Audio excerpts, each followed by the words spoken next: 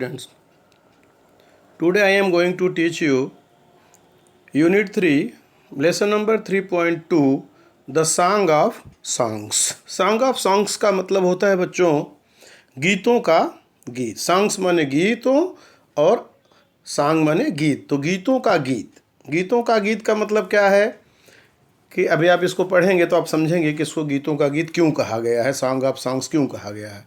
माने एक ऐसा गीत है जो सभी गीतों का गीत है, उसके सामने सारे गीत कुछ नहीं है, कहने का अर्थ ये है. तो अभी आप देखिए वार्मिंग अप में chit chat. Do you like to listen to music song? Yes, I like to listen music. सभी पसंद करते हैं तो आप लिखिए I like to listen music, I like to listen songs. What type of song do you sing? किस प्रकार का गाना आप पसंद करते हैं? I sing songs of Hindi और Marathi song. Which you like, जो आपको पसंद हो, जो आपकी भाषा आपको जो अच्छा लगता हो. तो I like to sing Hindi songs. कुछ लोग इंग्लिश गाना भी गाते हैं, कुछ लोग और लैंग्वेज में गाते हैं, पर हमारे लिए हिंदी सॉन्ग ज़्यादा अच्छे होते हैं, ज़्यादा सूटेबल होते हैं, तो हम हिंदी सॉन्ग के बारे में ही कहते हैं. Who is your favourite singer? आपका फेवरेट सिंगर कौन है? तो आप लिख सकते हो माय फेवरेट सिंगर है लता मंगेशकर, किशोर कुमार, मुकेश. पुराने गायक हैं ये लोग. आप नए में उदित नारायण और ऐसे कई आए हैं. तो लता मंगेशकर एवरग्रीन गायिका हैं, तो सब उनका नाम लिख सकते हैं. Lata Mangeshkar is my favourite singer. When do you sing? आप गाते कब हो पूछता है, तो कब आदमी गाता है? Whenever I am free या whenever I become happy, जब मैं खुश होता हूँ या खाली होता हूँ. In my leisure time I sing song, मैं गीत गाता हूँ. फिर है do you practise singing under the guidance of a guru? तो करते हो तो yes, I practise under guidance of a guru. नहीं तो नो लिख दो, I don't practise under the guidance of a guru. बस इतना ही लिखना आपको. And what is difference between folk music and classical music? Classical music जो होती है वो बहुत ही लयबद्ध में होती है. तो क्लासिकल म्यूजिक जो होती है वो बेस्ड ऑन डिसिप्लिन्ड राग होती है, स्ट्रिक्ट रूल्स ऑफ रिदम होता है उसका. और जो फोक डांस होता है, फोक जो ये होती है गाने जो होते हैं, ये हमारे अपने अंदर से निकलते हैं. वो शास्त्रीय संगीत होता है, इसे लोक संगीत कहते हैं. ये कम्स फ्रॉम हार्ट. जो हम देखते हैं गाँव में इधर उधर ना, वो वही चीज़ हमारे अंदर से निकलती है. तो कह सकते हैं कि कम्स फ्रॉम द हार्ट जो फोक डांस होता है. And it is the music of traditional जो होता है वो, ये फोक डांस में ट्रेडिशनल म्यूजिक होती है, पारंपरिक म्यूजिक होती है. जो जिस प्रांत की अलग अलग म्यूजिक होती है वो बजाया जाता है, उसे लोग बजाते हैं. उसके बाद है बच्चों देखिए पहला, discuss with the friends and write down the names of the 5 to 6 Indian musical instruments and those used in western music. अब देखो वेस्टर्न म्यूजिक में और अपने यहाँ की म्यूजिक में, जैसे म्यूजिकल इंस्ट्रूमेंट्स में दिया है, इंडियन में क्या क्या है, तो आप लिख सकते हो शहनाई है, जैसे तबला दिया है, सितार है, शहनाई है, मृदंगम है, सारंगी है, हारमोनियम है. ये होता है हमारा इंडियन. और वेस्टर्न में आप जाएंगे तो ड्रम है, पियानो है, वायलिन है, और कीबोर्ड है, हार्प है, सेलो है, गिटार है, ये सब उसमें जाता है. तो आप उसका नाम लिख सकते हैं.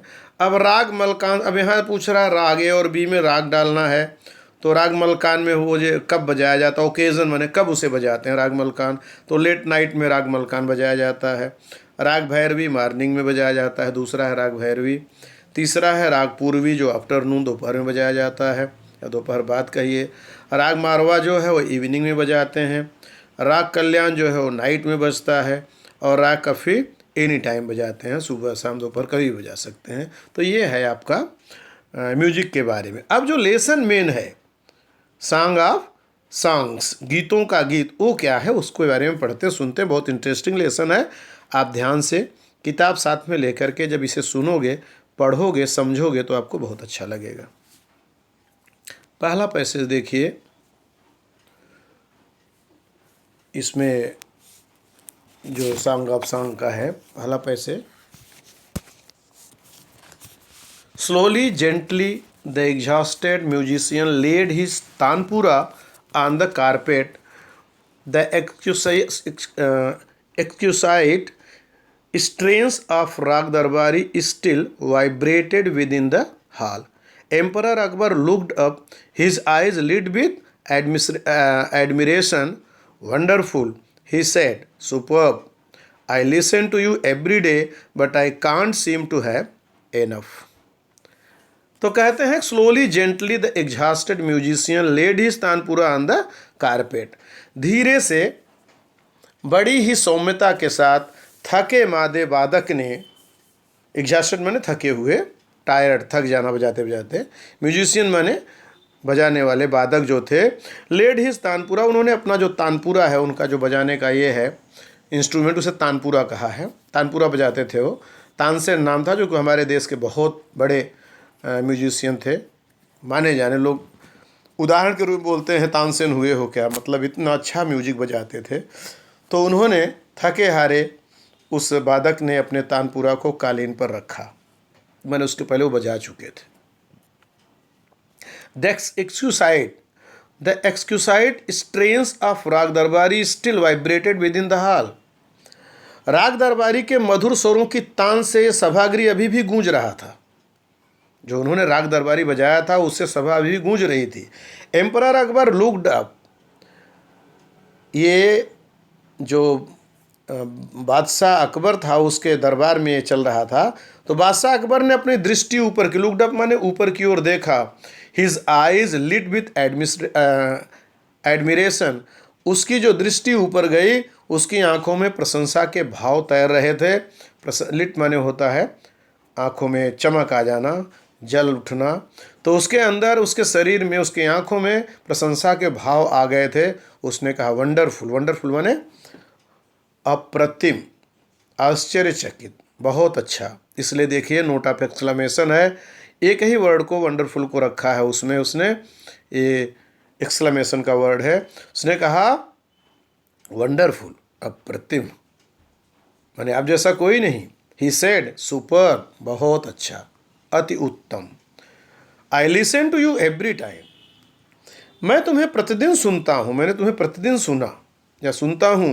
But I can't seem to have enough, लेकिन मेरा दिल नहीं भरता, मुझे तृप्ति नहीं मिलती इससे, मेरा मन नहीं भरता तुम्हें सुन सुन के।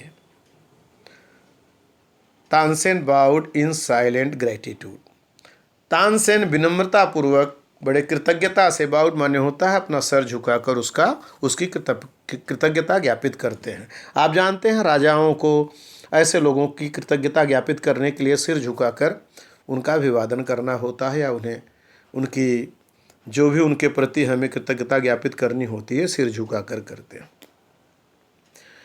फिर अकबर कहता, I think you have the most wonderful voice in the world. Said Akbar ने कहा, मुझे लगता है कि तुम दुनिया में सबसे अधिक, मतलब कि तुम्हारे जैसी आवाज़ संसार में किसी की नहीं, सबसे अद्भुत आवाज़ संसार में आपकी ही है। तानसेन ने कहा, बट आई डोंट शहंशाह। उन्होंने कहा, शहंशाह ऐसा मुझे नहीं लगता। बट आई डोंट, मैं नहीं हूँ या मुझे ऐसा नहीं लगता। सेड तानसेन विद स्माइल, मुस्कुराते हुए तानसेन ने कहा कि महाराज ऐसा नहीं है। There is someone who sings for better than I do, और कोई है जो मुझसे अधिक अच्छा, मुझसे अधिक सुंदर बजाता है यह तानपुरा। Really cried the disbelieving Akbar, जिसे विश्वास नहीं हो रहा था, उसने कहा, ऐसा क्या ये सच बात है? Then I must have him sing in my court, can you arrange it. कहा, तब उसे मेरे कोर्ट में गाना होगा, क्या तुम उसकी व्यवस्था कर सकते हो, उसे यहाँ ला सकते हो? Tansen shook his head, I am afraid he will not come sir. उसने कहा, सर महाराज मुझे नहीं लगता कि वो यहाँ आएंगे और आपके सामने गाएंगे।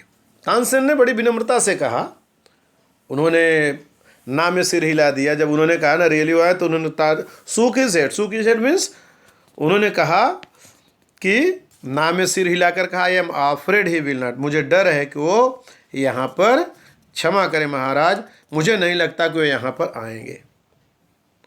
आप कह तो रहे हो अरेंज करने के लिए, लेकिन मुझे नहीं लगता वो यहाँ पर आएंगे। व्हाट, नॉट इवन इफ, अब राजा जब कोई शहंशाह बादशाह ऐसा सुनता है कि मेरी आज्ञा का पालन नहीं होगा तो नाराज होता है, बट नेचुरल है नाराज होना।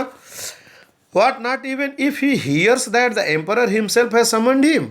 क्या आश्चर्य से उसने कहा, एक्सक्लेमेशन का चिन्ह है, देखो इधर, व्हाट के आगे कहा क्या, बादशाह ने स्वयं उसे बुलाया है। Not even if he hears that the emperor himself has summoned him, बादशाह ने उसे खुद बुलाया और वो नहीं आएगा। अगर वो सुनेगा कि बादशाह ने उसे बुलाया है तो भी वो नहीं आएगा, माने उसकी इतनी हिम्मत, कहने का उसका अर्थ है। तो तानसेन ने कहा नो, नॉट इवन देन, तब भी नहीं।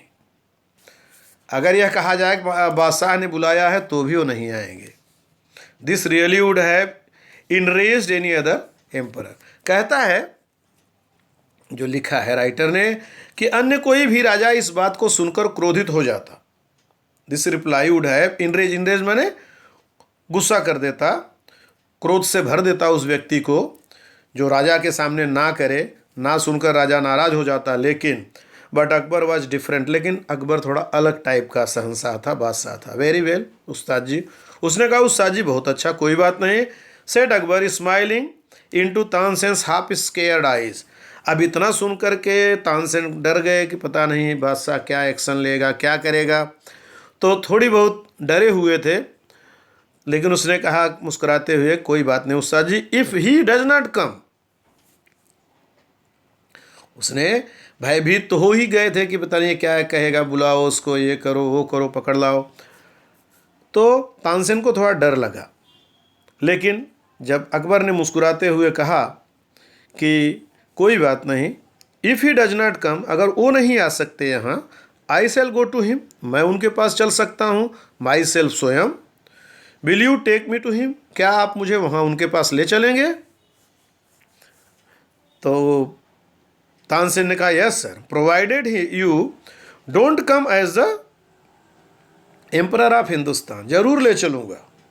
लेकिन एक बात, शर्त रखा उन्होंने कि आप हिंदुस्तान के एम्परर के रूप में नहीं चलोगे, सम्राट के रूप में वहाँ नहीं चलोगे तो मैं ले चलूँगा। फिर किस रूप में चलोगे? चलना चाहिए एक म्यूजिक लवर के रूप में, कि आपको संगीत प्रिय है, आप सुनना चाहते हो, ऐसा चलोगे तो मैं ले चलूँगा। और आप ये कहोगे मैं एक सम्राट हूँ, मुझे संगीत सुनाओ, तो तब मैं नहीं ले जा पाऊँगा। फिर उसने इस यह भी बात है गुस्सा करने की है कि मैं सम्राट होकर सम्राट की तरह नहीं चलूँ, तो एक म्यूजिक लवर के रूप में चलूँ। तो उसने कहा कोई बात नहीं, I shall go to humble lover of music. उसने कहा कोई बात नहीं, मैं एक विनम्र म्यूजिक सुनने वाला, मतलब संगीत का प्रेमी बन करके चलूँगा, ऐसा मैं चलूँगा। उसने कहा चलूँगा मैं, कोई दिक्कत नहीं है, संगीत प्रेमी बन करके तो चल सकता हूँ। ठीक है, चल दिए दोनों। संत Haridas was the man Tansen had spoken of. अब जिसके बारे में बात हुई थी वो कौन था? देखिए, वो संत हरिदास थे। संत Haridas was the man Tansen had spoken of. तो संत रविदास के विषय में बात किया था इन्होंने, जो कि तानसेन जी के गुरु थे। तानसेन ने जिसके बारे में बताया था। And he had been Tansen's music teacher. वो तानसेन के म्यूजिक टीचर थे, मतलब तानसेन के म्यूजिक टीचर थे, संगीत गुरु थे संत हरिदास, जिनकी वो चर्चा कर रहे थे कि भाई हमसे भी अच्छा कोई बजा सकता है। तो वो कौन है? ये संत हरिदास थे, जिनको उन्होंने नाम नहीं बताया, पर उन्होंने कहा हाँ एक हैं, चलो मैं ले चलूँगा। तो लेकर के उनको आए। Teacher can he lived in the austere life of a hermit. Hermit माने वो एक सादा जीवन, तपस्वी का सादा जीवन जीते थे। आउस्टर माने एकदम सिंपल और सादा जीवन उनका वो व्यतीत करते थे, जैसे एकदम साधु संत की तरह। ये म्यूजिशियन थे, एक म्यूजिशियन के रूप में बहुत ही सादा और सिंपल जीवन जीते थे, तपस्वी का जीवन जीते थे। तो उनके देखा उन्होंने। Then Tansen and the emperor reached his hut. जब तानसेन और उनके गुरु तानसेन और सम्राट अकबर उनकी झोपड़ी के पास पहुंचते हैं या पहुंचे, he was busy with his daily charge. तब वो अपना घर के कार्य जो कुटिया में पहुंचते हैं तो अपने वही घर का सब अपना कार्यभार कर रहे थे, नित्य कर्म कर रहे थे, जो करना होता है वो सब वो काम कर रहे थे, अपने दिनचर्या में ही व्यस्त थे। इधर का सामान उधर, साफ सफाई, खाना, जो भी रहा होगा उसमें वो व्यस्त थे। When they asked him to sing, जब उन्होंने उनसे गीत गाने के लिए कहा, चाहे अकबर ने कहा हो चाहे तानसेन ने कहा हो, तो ही स्माइल्ड बट सेड फॉर्मली, वो मुस्कुराए और लेकिन दृढ़ता के साथ उन्होंने कहा कि I am long past the age for singing. कहा मेरी अब गाने की उम्र नहीं रही, गाने की उम्र मेरी बीत चुकी है, अब मैं गीत नहीं गाता हूँ या म्यूजिक नहीं बजाता हूँ। Even his favourite people could not persuade him to change his mind. बहुत कहा गया उनको कि आप गाइए, गीत गाइए, ये नहीं बताया गया कि सम्राट अकबर आपके गीत को सुनने के लिए आए हैं। और यहाँ तक उनके प्रिय शिष्य तानसेन भी उन्हें नहीं समझा पाए कि आप गाओ और तानपुरा बजाओ या सुनाओ। कहा उन्होंने, लेकिन उन्होंने उनकी बात को सुना नहीं। उन्होंने कहा नहीं, मैं नहीं बजाऊंगा क्योंकि मेरी उम्र नहीं रही। आगे देखिए,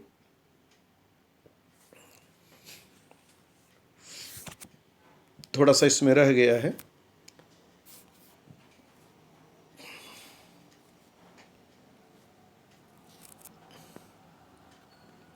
but Tansen knew how to get round him. लेकिन तानसेन को पता था, तानसेन को यह बात पता थी कि इनसे कैसे गवाया जाएगा या कैसे इनका गाने के लिए इनको कैसे तैयार किया जाएगा, ये तानसेन को मालूम था। So he offer to sing before his guru. तो उन्होंने अपने को ही प्रस्तुत किया कि गुरुजी मैं आपके सामने गा सकता हूँ या गाऊँ। And he made a deliberate mistake. वो तैयार हो गए, ठीक है तुम गाओ। तो तानसेन अपना गाने लगे और तानसेन जानबूझकर गलती करने लगे। जानबूझकर, डिलिबरेट माने वो जानते थे गलत बजा रहा हूँ तो भी बजा रहे थे, उनको मालूम था, तानसेन को अच्छी तरह से मालूम था कि मैं गलत बजा रहा हूँ।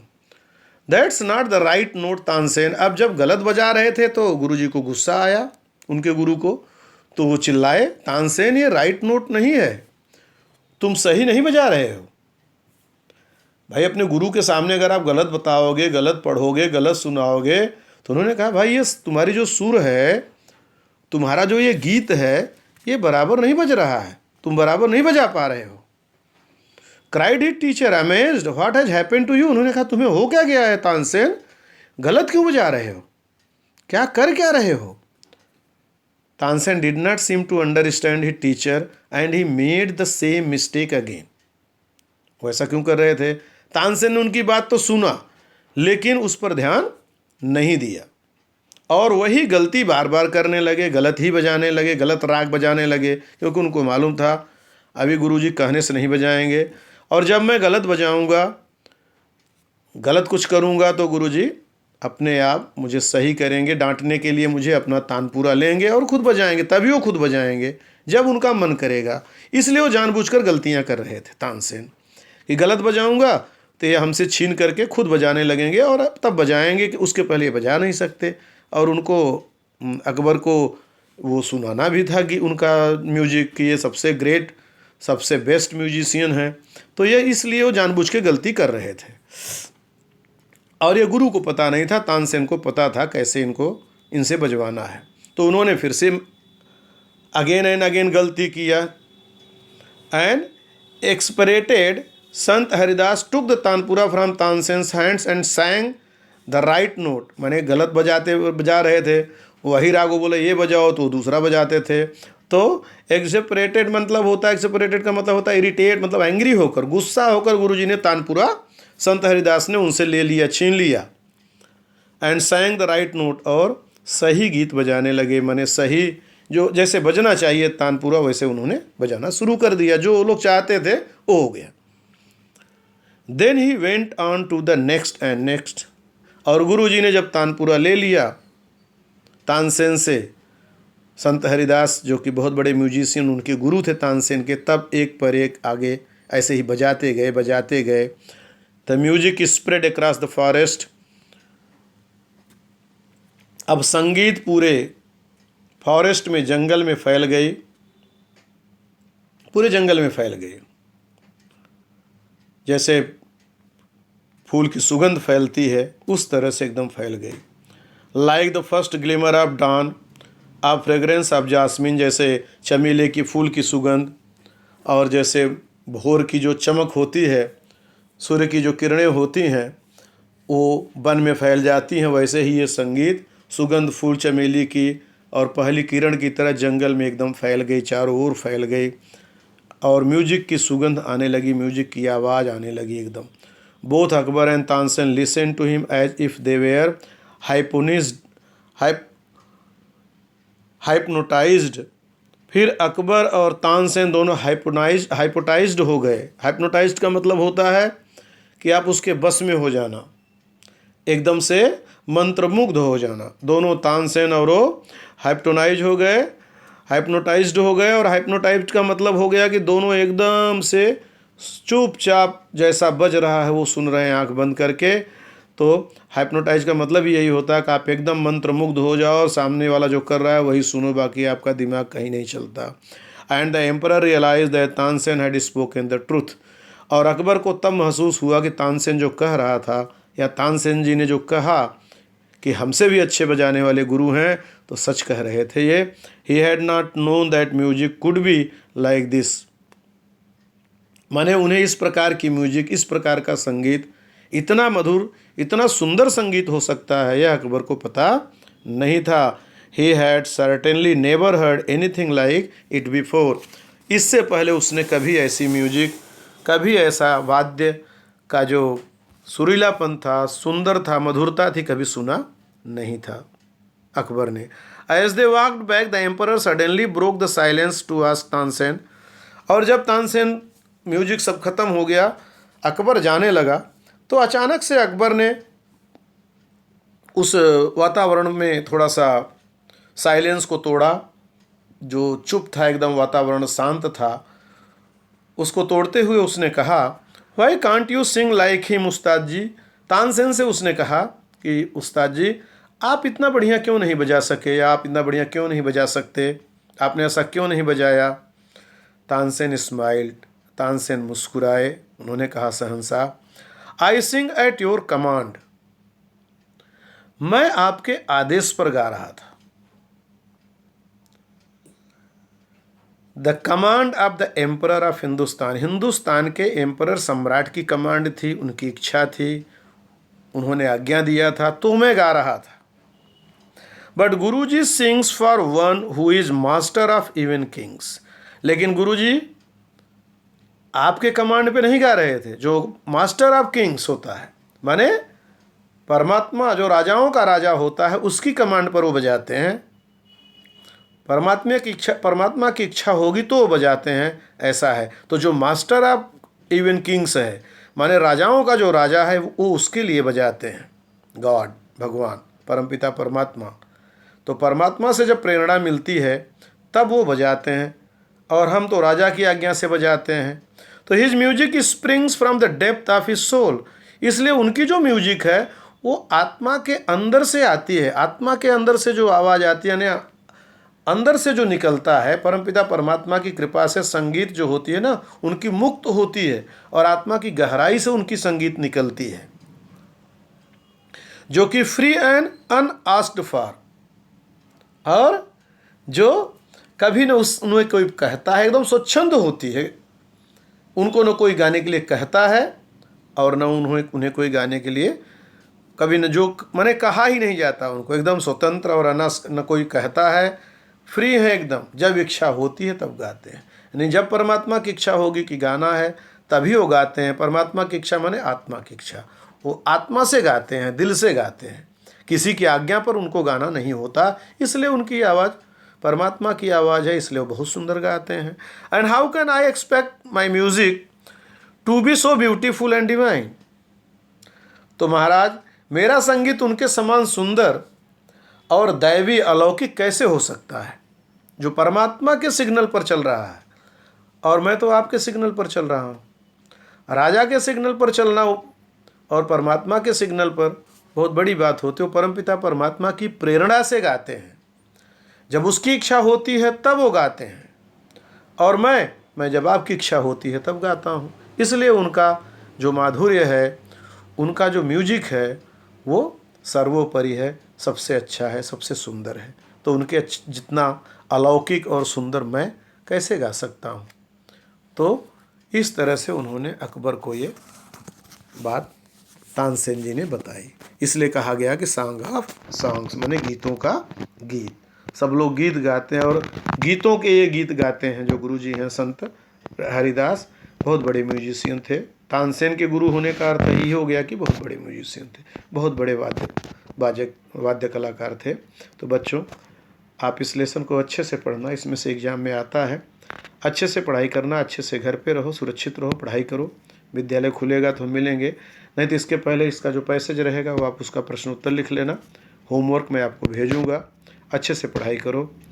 हाँ, stay home and stay safe. Okay.